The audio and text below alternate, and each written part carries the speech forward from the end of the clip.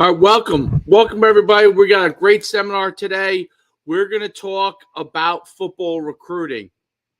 Now, today's seminar is going to be explosive. I want to make sure if we have people in the chat that you can ask questions anywhere you are about football recruiting. It's important to understand this process. And today, with transfer portals, with everything in high school recruiting, where high school recruits have been somewhat minimized in the recruiting process, we're going to go into depth into helping you to understand a little bit more about the football recruiting process in 2024. This recruiting process is different than anything you've seen even just 2 years ago. With the transfer portal, NIL, and the emphasis on winning now and the coaches being fired more readily, the recruiting process has changed dramatically. So it's important to make sure that you understand everything you need to understand with respect to the recruiting process. Now, I just want to make sure everybody can hear me. You're welcome to get into the chat and ask any questions. Glad to answer it. Hopefully you all can hear me very well. And we go through. My name is Coach Schuman. I am the owner, founder of NUC Sports, which we started way back in 2005, running showcases and camps, originally one event, but around the country. And our objective was to help athletes get recruited. From the time we started doing that to now, so many things have changed. I've also been a high school football coach for 20 years. I played Division I football at the University of Connecticut. I was a scholarship athlete. I was an elite top tier athlete out of high school. I've coached for a long time. I've coached, and I've also been an NFL agent for 6 years. I was an NFL agent where we placed dozens of players into NFL camps and had multiple players sign multi-million-dollar contracts with the NFL. So this is an important thing to understand from a recruiting standpoint, that a lot of the things that you think you know about recruiting, or you have heard maybe from a neighbor or someone that's gone through it, just in recent time period, has completely changed, and you have to understand what is going on now in the recruiting process. If you don't understand it, you will be left out in the cold. And we have a program that we work with athletes that I'll give you the opportunity to become a part of later. You can see it in the bottom of my bio here, our D1 promo, but we also do it for transfer athletes as well. And then we even have an emergency program for 2024 athletes. But this is important to understand, that if you don't know what's going on in the football recruiting process standpoint right now, whether it's high school, whether you're in the transfer portal, or you're a younger athlete, underclassmen 2027, 2028, even 2029, 2026, and then 2025 athletes on the verge. So many of you have been left in the dark and don't understand the process. I am going to unveil and make sure you understand all the important things that are necessary from a recruiting process standpoint. So make sure you get pencils, pens, whatever you need to write down to understand it, because I'm not posting any kind of boring PowerPoint. I'm going to talk to you directly to make sure you understand this in a timely and an important manner, so you know what's going on. If you don't know what's going on in the recruiting process right now, you will be left in the dust. So let's start from the very beginning. Okay, for many years, high school football recruiting was the key component for college coaches going out and recruiting players. That was how I got recruited. That was how the vast majority, up until a few years ago with the transfer portal, almost everybody got recruited through high school. Okay, and that was the key element for getting recruited through the high school recruiting process. Working with the high school football coach, working with possibly some outside parties, and then also making sure that we understand where they are from a transcript standpoint. That part has radically changed, and I'll touch on it a little bit different. But even more so than the high school football radically changed, the JUCO and junior college area has changed even more dramatically because of the transfer portal. So let's understand what's going on and what's needed now today, and why has this changed, a movement away from high school football recruiting, a movement even farther away for athletes that are JUCO athletes being able to get recruited, and what happens with the transfer portal and NIL. Okay, first and foremost, I don't know why I have this. There we go. All right, first and foremost, let's understand the thing that has changed everything in recruiting, and that is called the transfer portal. The transfer portal is essentially an avenue for current college athletes to go in and have a one-time transfer without any penalties, okay? The ability to transfer to another school. Okay, they don't have to sit out. They could stay at the same level. They could stay at the same conference. They can move up. That's what's going on in the transfer process. That's what the transfer portal essentially is. Okay, now the transfer portal itself is a critical key component because it is actually a portal with listing of all the athletes that are available to be recruited by a college coach, all levels. Now, the important part about the transfer portal that is really, really mysterious to athletes is how do they get picked up from the transfer portal? Why do athletes get picked up in the transfer portal? And what college coaches are looking for in a transfer portal? We'll talk about that in a little bit, but transfer portal is the single biggest thing that has changed recruiting, okay? The second thing is NIL, which is name, image, and likeness. That is the ability to essentially have a player that is getting paid through quote-unquote sponsorships, utilizing their name, image, and likeness, and they're getting money to be able to play at that school with respect because of their name, image, and likeness. Originally designed for someone, they're selling a shirt of a player, and it says number 10, it says my name on the back, for me to be able to get a percentage of that. That is not exactly what's happening. There are things called collectives. Colleges have collectives, a group of people, basically boosters, that put money into a fund, essentially almost a hedge fund with no return, but a hedge fund that allows them to pay players to come to their university and play them. The college coaches have nothing to do with it per se, but it does have an impact on who they can go and get. It has an impact on the available funds for players that they can go and get. And that's created different tiers in the recruiting process and the different levels of players. So you could have, for example, a quarterback that is through the collective is paid $1 million, through a car dealership paid $50,000. There's a lot of different things. You may have seen the Utah example, where their collective got every single player a truck that was on scholarship. These are all things that the collective can do, but outside parties as well. Okay, companies can pay for a player to come to the school. And in some cases, there are well-written contracts, and some cases there aren't. In some cases, there are street agents that are involved. In some cases, there are real agents involved, meaning NFL-certified agents that maybe are hoping to get a guy down the line. They're doing NIL deals for them, taking a commission of it, okay? And that's how those agents make money from it. Be careful of any NIL deal you sign and any deal you sign with an agent, because those are important, because there are ramifications to that. And you want everything in concrete, in set in stone, in writing, in order to do NIL deals. So do not do anything without that. Okay, so we've talked about transfer portal, we've talked about NIL, we've talked about football recruiting. How do coaches find out about players? Well, here's what makes the transfer portal very easy for college coaches to find players. Those players are put into the transfer portal. Yes, there's thousands of names in there, but their name is put into it. So there is a promotional aspect that helps from a recruiting standpoint. The top tier players don't have to worry about that. The top tier players, once they go into the transfer portal, essentially will get picked up. But there's many, many thousand plus players that are great players in the portal that through different means may fit in a different place, and they may need help in promoting from that standpoint.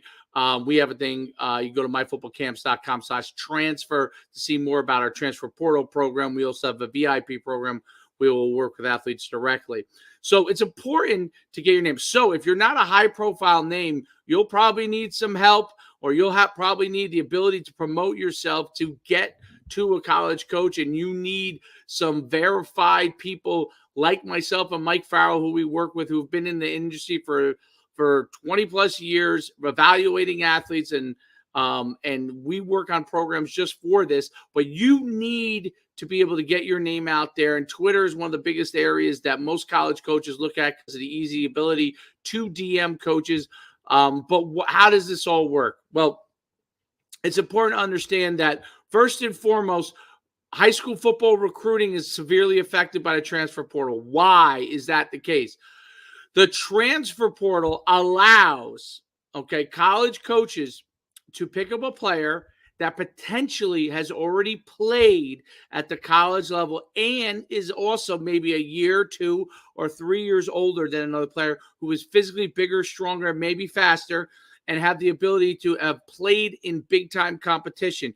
Even if it's at lower levels, Division II or Division III, if they were a standout at those levels, they can essentially move up all the way up to the FBS, depending on what their skill sets and size are. This is important to understand. So when high school parents,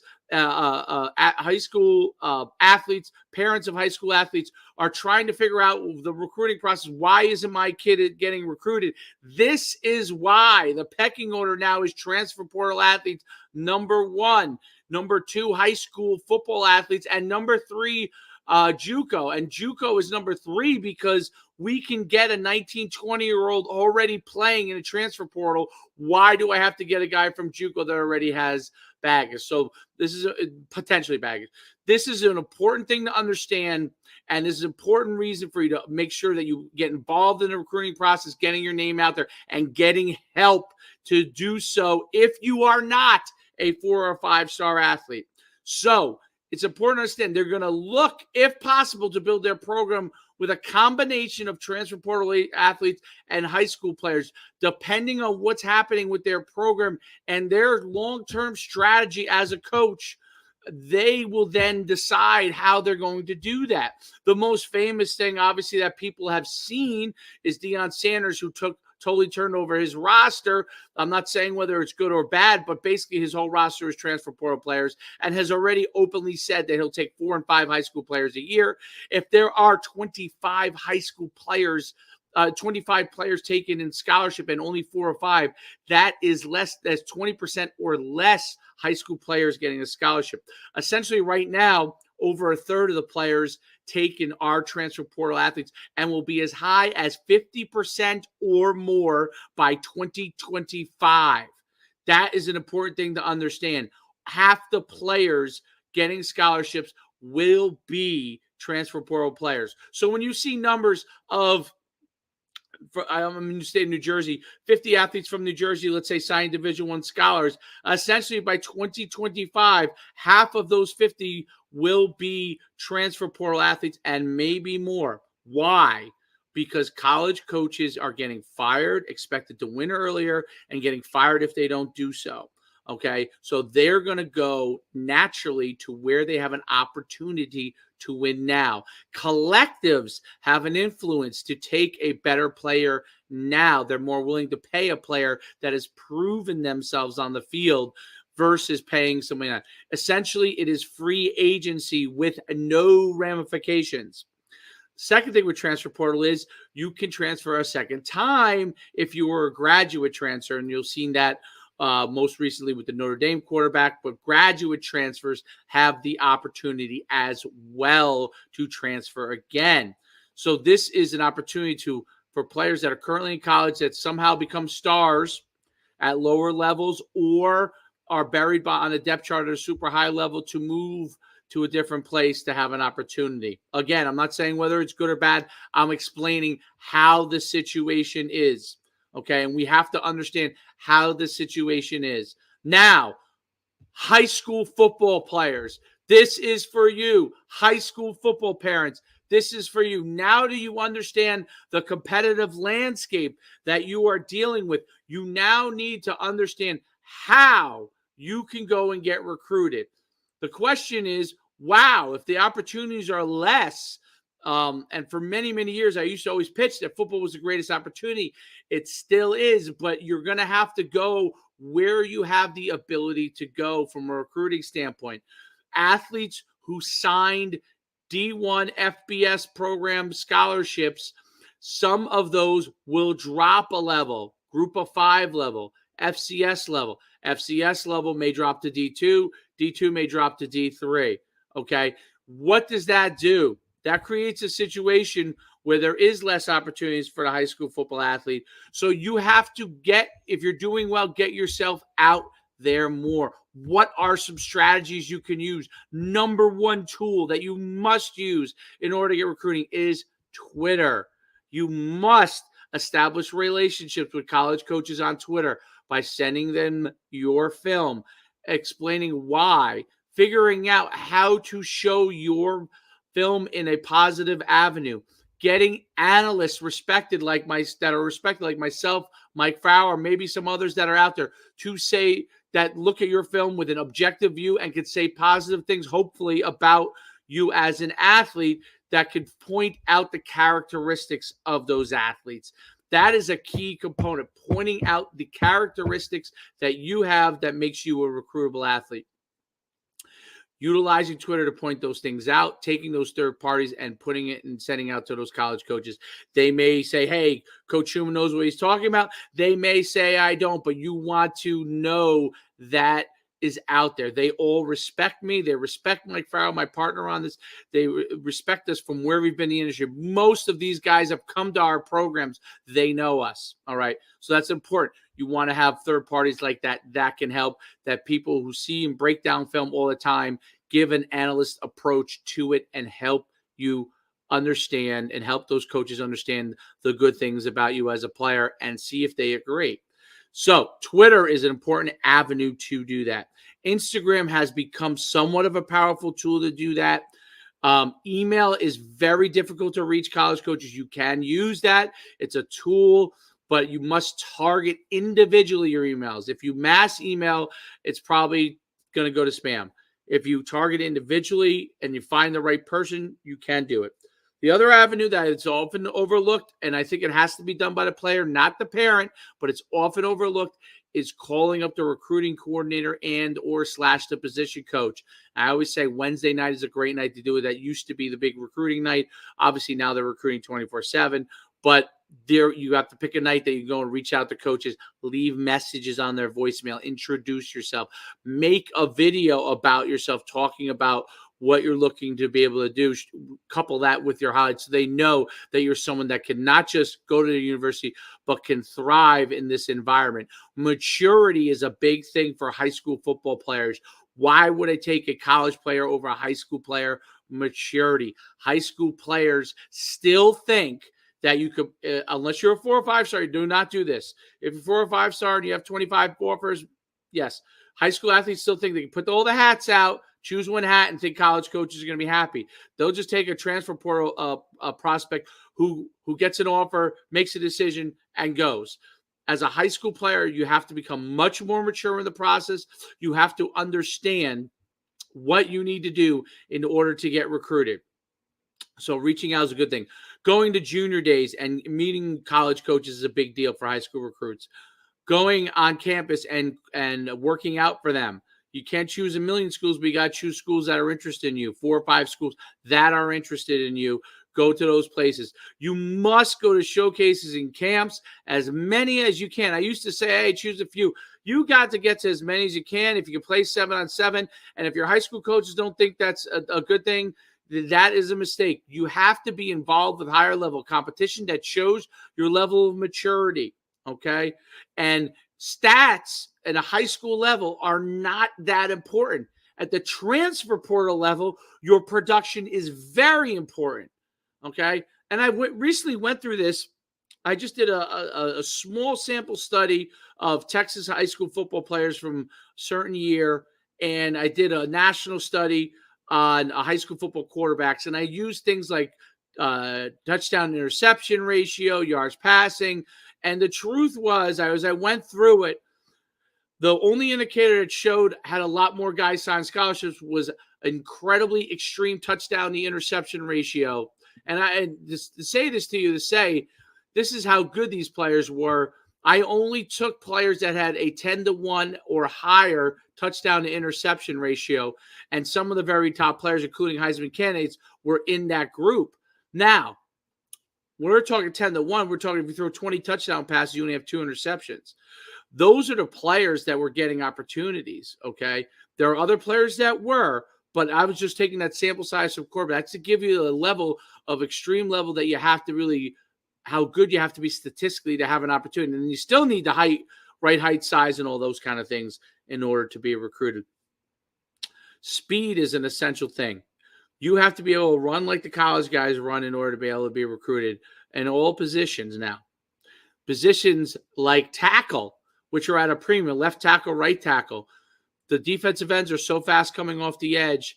You cannot be an over obese lineman. You've got to be able to quick. Now, guards are different, but left tackles and right tackles, you got to be tall, you got to be long, and you've got to be fast. All right, essentially a tight end that's outgrown themselves. You've got to understand what's needed for your position. You have to be able to reach out to coaches, develop relationships, and you have to have third parties that are verifiable. Third parties are becoming more and more important. Not just third parties like myself, but there are different agency groups that send information to college coaches that will say these players are ranked X, Y, and Z. Okay, so it's important to understand that and be able to get that information into those hands, okay? You have to build relationships. You have to have relationships with people who have relationships to be able to get that information in the hands of people that can evaluate you, all right? No one can tell anybody to take a player, but you want to be able to get evaluated in front of other people. That's an important part of the recruiting process. So we talked about Twitter. We talked about transfer portal. Talked about NIL. I want to talk about what you have to do as a high school player to put yourself in a positive light. Number one, you cannot be immature and get recruited, okay? I'm not saying you can't be a kid. I'm saying you cannot be immature unless you are a top tier 4 or 5 star, okay? And even those guys have lost scholarship offers. Number two, you have to make a commitment to a school relatively early if you get offers because they can go away. I know of numerous instances of high school football players that had 5 to 10 offers that didn't commit to a place, that didn't visit any places, strung people along, and ended up with 0 or going to a lower level. It's important to understand how the recruiting process works. Number was it 3 or 4? You have to understand you're competing with transfer portal athletes. So you have to showcase your unique skills, develop your relationships, develop who you are, and become the very best player you can because you're competing not just with kids in high school, but kids in college right now. So you have to go and make sure that you prove yourself from an athlete standpoint. Parents, everything that you think you know, throw it out. And everything that you think can happen, being recruited late, it's not going to happen at a high level. Finding someone discovering your kid, he's not going to get discovered unless he is literally the best player, okay? He is not going to get discovered. You have to be actively working to help him get discovered and work with people that can do that. You can check out myfootballcamps.com/D1 promo if you're interested in that. That is ways to be able to get yourself out there and get recruited. We also have a VIP program. If you're interested in that, you have to DM me. You have to qualify for that in order for us to work with you. Again, even with these other programs, you have to qualify. You could also go to our camps and see if you qualify by doing very well. Number 4, listen, high school camps, college coaches, other than maybe D3 coaches or low-level D2 or NAI, they're not coming to a showcase or camp, okay? And the truth is, if you're expecting that, you're crazy. You haven't done your research. You don't know what you're doing. You probably shouldn't even be in the recruiting process if you don't know how it works. Stop asking camps and showcases in the spring, are college coaches going to be there? Yeah, there probably will be, and they're probably going to be Division III coaches. All right. You have to do well there so the college coaches find out about you and then invite you to their campus. That's how it works. The rare super top tier athlete gets an offer out of camp. You have to build a resume. Building your resume is the key to this process. So it's important to understand and do those kind of things. Great question here by Marion Derbyshire. I'll show it here. Great question. How do we find out about junior days? Well, first of all, you have to get invited to junior days. Technically, they can't per se turn you down, but they may move you to a day that other guys aren't there. But you can go right on their site, fill out a questionnaire. You have to start to get recruited by them in order to go to junior days. You could reach out to the program, their recruiting coordinator, find out when their days are, send your film to them, and see if they will invite you. I would work with people like myself and Mike Farrell to help you get your name out there. If they don't know who you are, it's going to be hard to get invited to junior days. You could have your high school coach reach out on your behalf as well if you play for a 7-on-7 program, or you have a third party, they can reach out as well, okay? But you can do it and send your film, develop a relationship on Twitter, go to their college camps. Those are all part of getting invited to junior days and part of that process. Please feel free to ask any more questions on here because we want to make sure that you are fully informed as we get to the end of this process. Please ask any questions you have about the recruiting process in the chat. I will post it and then answer that question for you. It is critical that you know what you are doing. Finally, parents, money. This has been a thing that I often get. I don't have money, okay? Or someone says that they don't want to pay for something. They're looking for an NIL deal. Until you've been a 4 or 5-star multiple athlete, high level in a certain position, you're not getting a high level NIL deal. And it's important to understand that an NIL deal is the initial money is going to go to the very best, most important players deemed at the school, okay? Quarterback, maybe receiver, some of those other positions. All right, so you're not going to get huge NIL deals unless you're in those positions. These deals where you get 10% commission, I see these all the time. Like, you can call yourself getting an NIL deal, but it's not an NIL deal. That's just someone leveraging you. You got an affiliate there, and you got to still promote it. So it's important to understand that. Now, and thank you very much, Ernest. I'm glad that you enjoy the Save This Live. Make sure you save this, listen to it when you get an opportunity, because subscribe, you can really get the information you need from a recruiting process standpoint. Okay, great question coming in here. How can I be seen as a freshman started by colleges? Again, we talked about this earlier. You have to reach out to them on Twitter. College coaches cannot, if you're an underclassman, cannot contact you until your junior year, cannot contact you directly, but you have to get the information in their hands. They can't contact your coach and offer you that way, but you've got to reach out on Twitter. You've got to leverage the services that can help you get your name out there. You've got to attend showcase camps. You've got to get on college camps to be able to do that. If you get invited to your junior day, do that. These are avenues to be able to get your name out there. Another great question coming in here, and I want to answer this one. Develop relationships with Coach Square. Is this tagging them in a post? Great question, Mr. Darby. So you have to be careful with tagging them on a post. All right. I see tagging done all the time. I get tagged on a million different things. All right. You have to be careful blindly tagging. The key is very simply to, if their DMs aren't open, to send an @ message to them saying, hey, my name is John Smith. Here's my film. Can you open your DMs to me so I can send you more about myself? That's the first step, okay, in that process. You may have to do that step 15 times. They may never get back to you, but you have to figure out which guy in the staff will, which guy has their DMs open, who you can send your information to. And if they're interested, they're going to do their best to get you information on the school, get you invited on campus, get you invited to camp.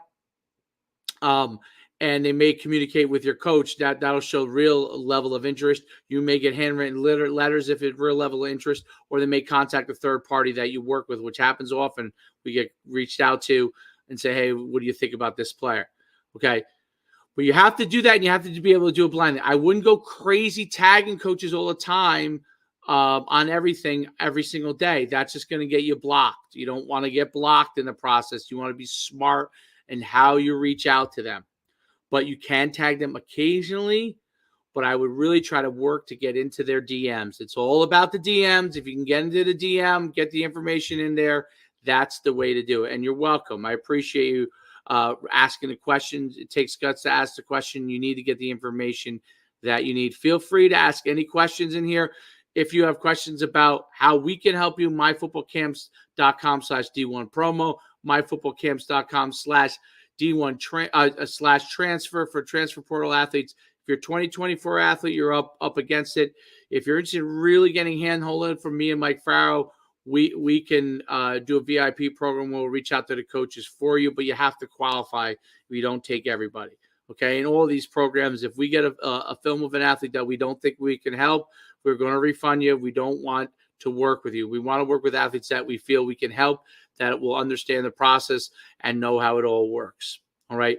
The algorithms of social media, the better you do social media with your, how well you do it at camp, people you follow, how you get your information out there, how you put your film out there, having your Twitter up to date. That's important, because when coaches look at it, they get a quick glance at everything and see what you have in there. And then you move up in their algorithm. People who you follow, like myself, or people that are influencers in that industry, are important, because a lot of college coaches follow us. You'll then be able to move up with your film in their algorithm. I hope this information was helpful. Go to myfootballcamps.com/D1 promo. It's right down here in the bottom, and we'll be glad to help you. Hopefully, those of you who were on this webinar, I hope this information was helpful for you. Solid 30 minutes of information that you can't get anywhere.